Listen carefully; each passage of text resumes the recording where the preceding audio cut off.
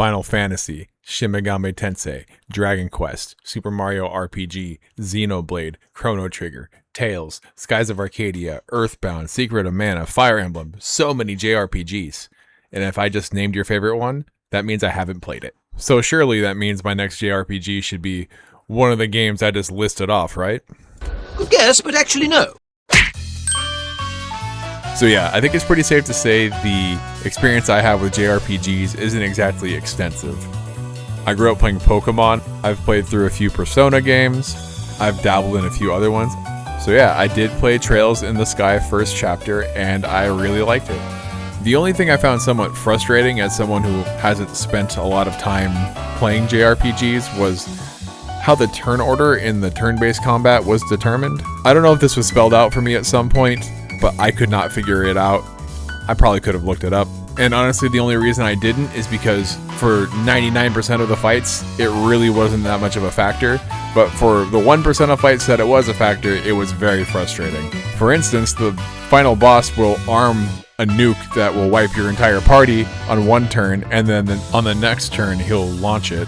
So if you don't have a chance to react between those two turns, which sometimes they come back to back, then you just lose.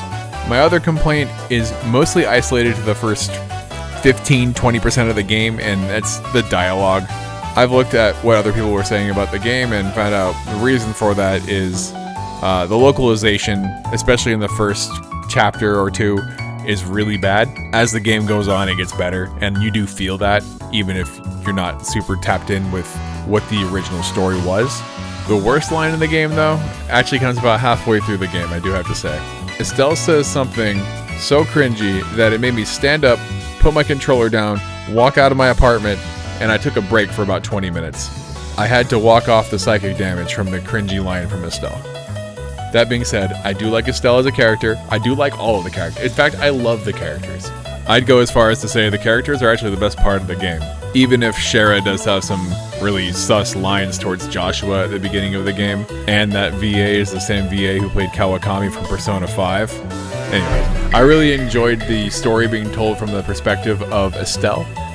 She's very ignorant to the political and historical realities of the world that she lives in, so as she learns more about it, so do you, and you kind of get to relate to her a little bit more. That really helps you see some of her growth and maturation throughout the events of the game. And then they do set up part 2 in a very intriguing way, and I really can't wait to play it. So yeah, Trails in the Sky first chapter is JRPG Novice approved. Arbitrary number out of 10.